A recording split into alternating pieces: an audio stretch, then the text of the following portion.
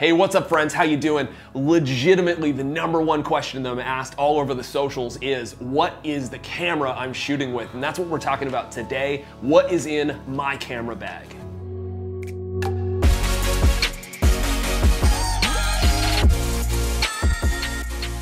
So I kind of put this video off a little bit, to be honest, because I love these kind of camera, what's in your bag videos, and I wanted to be able to do it justice. So hopefully I can show you guys some gear that I've been shooting with lately when I go on the road or when I travel, because I do travel a lot to cook and photograph, really kind of all over the world these days, and it's an absolute joy. So this is kind of the gear that I tend to bring with me when I travel. It changes all the time, honestly, because like when I was a guitar player, I was super into guitar pedals and I kept like trading them and doing that kind of thing, and lenses and cameras have kind of been that for me over the last little bit, but this is what I'm shooting with today.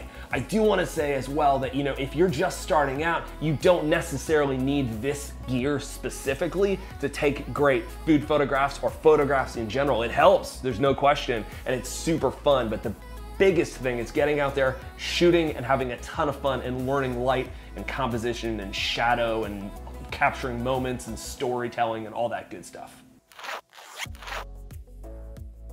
All right, so the bag that I travel with is the Lowepro 450. It looks awesome. More importantly, it is awesome. There's a ton of kind of little pockets and that kind of thing. It's super rugged. It's been all over the world with me. It's big enough to travel with 2 pro-size bodies and then a whole bunch of other stuff. And it's super secure because it opens in the back and not the front. So you can feel comfortable walking around basically in any scenario, and your camera gear is gonna be safe. The great thing about the 450 is that it's got a ton of extra room for all the essentials that you don't necessarily think about, but really do make or break your travel experience. External hard drive, it is ugly as sin, but you could drop it off a bridge and it is rugged as hell. Card reader, universal power adapter, power bank, Sharpie, customs, needs, not wants, AirPods, lens pen, headaches, variable ND filter. Gotta keep charged. The longer the cable, the better. 5-in-1 reflector. Cinnamony fresh action. Card holder. Annoying, but necessary. Completely unnecessary, but super fun. Joby GorillaPod, just buy one. It's just good to have. This is a little Lumahawk LED light panel. It takes hardly any room in your bag. If you need an extra hit of light, if you need that extra bump to help you get an image, it's gotten me out of a pinch more than once, and it takes hardly any room, super small, super affordable, well worth it. All right, let's jam on audio for a second. I'm wearing a lav mic, super great for audio for this kind of setup. If I'm traveling, I don't always bring big cameras. I kind of do often, but I don't always. If I'm not, I still will bring a camera and this little guy. It's a Rode Video Micro. It's super affordable. It sounds great, especially for the money that you pay for it. And it's a game changer for ensuring that you have better audio than what you can capture straight out of the camera or straight out of a smartphone or something like that. Main mic that I travel with is a Rode VideoMic Pro. This is a beast. It's amazing. Also super affordable comparatively, but it's great for capturing audio. I don't have that big dead cat on it right now, but that is also essential. But yeah, amazing. All right, let's get into the good stuff, my favorite stuff. Let's talk about cameras. So if I'm traveling for a shoot, I usually bring bigger cameras, and we'll talk about that in a second. First up though, I almost always have some kind of point and shoot camera with me. Even if I don't want to bring a big camera, it takes very little room, and I know it can capture quality video and quality images. Usually one of these 2 cameras. The first one would be a Canon G7X Mark II. It's a beast of a little camera. It's got this little thing so you can selfie mode and vlog and whatever.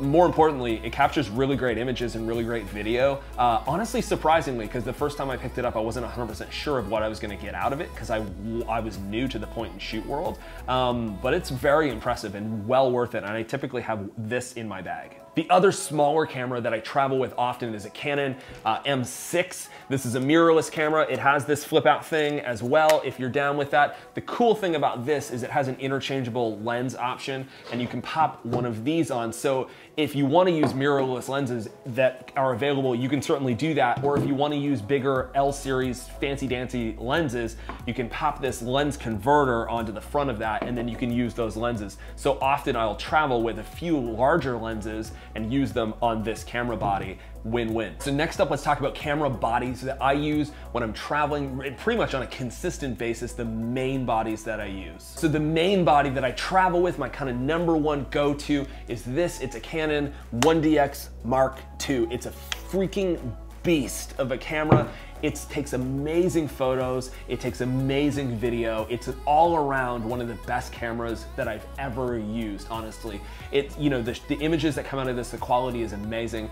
It shoots like a beast, it's like 16 frames a second. So this camera takes amazing photos. They're incredible. What it does exceptionally well as well is shoots amazing video. We use it a lot for B-roll, shooting at like 120 frames a second, capturing those very slow kind of pouring shots, pulling away shots with food. It's just breathtaking, honestly. It's the most all-around camera that I've ever used. It is kind of heavy, to be honest with you, compared to those other smaller cameras like a G7X Mark II. It's not nearly as big as if you were using like the C100, C200, the kind of cameras that we shoot, like we're shooting on right now, but it feels really good in the hand. I pick this up and I feel like I'm holding a Rolls Royce, like it feels good. And there's something about that means a lot, honestly. Just pick something up, it's fun to shoot. I have a ton of fun shooting this camera. And I think that's, form factor, having fun, feeling like you're holding something that's quality, it goes a long way. In a perfect world scenario, I would always be shooting with a version of this kind of a camera, something that shoots amazing videos, something that shoots amazing photos, something that has a high frame rate so you can capture things if you need to, but something that's also gonna capture amazing detail when you need it. All right, so next up in my camera bag is the second body that I use. It is a Canon 5D Mark IV. Anything for commercial style, print photography for cookbooks, for client work, anything like that, this is a go-to. It's got a higher res than the 1DX Mark II. They're both amazing cameras, but particularly this because of the higher res images that you get out of it for print, for commercial, for blowing those images up, for making sure that they're as high quality as possible. This is an amazing camera. It's certainly no slouch in the video department, and you can get amazing video out of it too, but particularly for my use for photos, this is my go-to. All right, next up, let's crush lenses. Lenses are one of my favorite things in the world. I would have a whole bag full of just lenses if I could. But here are a few lenses that are go-tos of mine that I love, that are well-rounded, and if I could only travel with a few lenses in my bag, these would be them. First up with the lens love, we're gonna rock the 100mm macro lens. This is an L series lens. I actually did a video on this a few weeks ago. If you wanna watch that, hit the link right here, but this lens is always in my bag. You can shoot amazing macro close-up shots or beautiful bokeh-licious portraiture. It really is the Swiss Army knife of lenses, and it's never not in my bag. All right, the Canon 35mm 1.4 Mark II. It's another L series lens. So what do I use this for? Honestly, basically everything. It's very close focusing, so you can get in really tight if you need to. But 35mm is an amazing focal range for travel, for capturing those details, for capturing a little more context in your photographs, whether you're shooting food photography like I do often, or honestly anything. It's really amazing because it's an f1.4. It allows so much light into the lens. It's just an all-around great lens. Top-down shots for those flat lays, it's amazing. Front on for very close-ups, it's amazing. And shooting basically through the aperture range, all the way from 1.4 on up. It shoots some very, very sharp images. More than that, honestly, it's beautiful. It just has a look, a special look to it. That I've just become, very attached to, honestly. And we use it a lot for shooting video as well. It's an amazing video lens. We shoot it a lot with kind of B-roll, but then we shoot kind of these interview style videos like we're shooting right now, using a lens that's a 35mm lens, and it does both extremely well. Probably the nicest 35mm that I've ever shot with for shooting all around great everything, great photos and great video. It will crush in your camera bag. All right, so next up, Canon 50mm f1.2. This is another L series lens.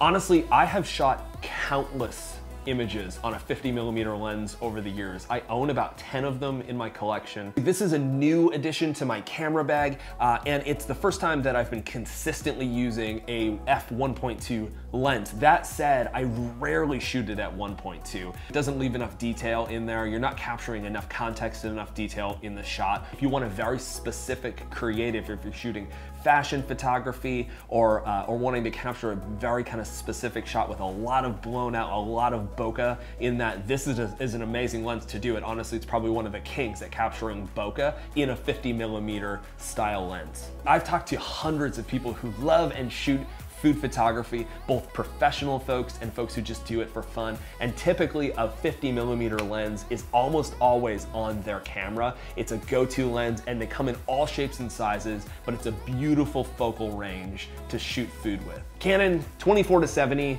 L series, this is the f4 version.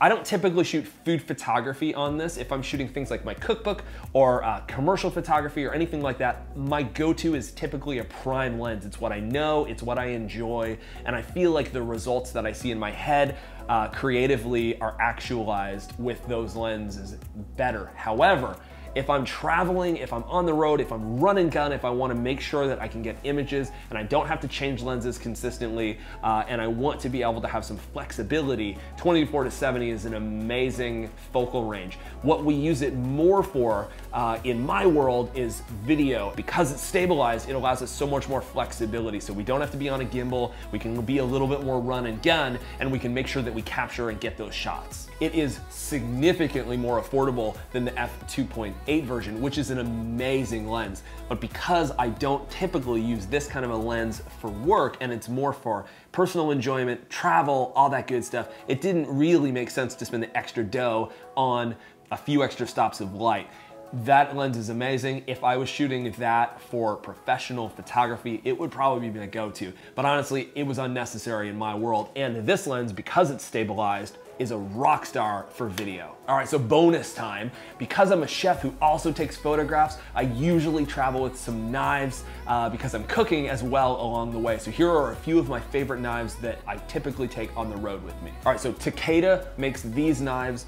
They're Japanese carbon steel knives. This is 180 millimeter blade. I also use the 215. They look amazing. So honestly, they're really easy to photograph and they're amazing subjects to use in food photographs or lifestyle photographs. Way more importantly, they're the sharpest knives that I've ever used. Sharp knife is a safe knife. These are amazing. These are my favorite knives. I also travel with these Kamikoto Japanese Honshu steel knives. They're super flexible, and between those 5 knives, I can basically get any job in the kitchen done. Remember, shoot with what's in your hand, upgrade when necessary, and most important, get out there, create, make something every day, and make something awesome. Y'all, that was super fun. I love nerding out on camera gear. Comment below and let me know what your favorite thing in your camera bag is today. If you guys haven't subscribed already, smash that subscribe button, and we'll see you next week for more deliciousness.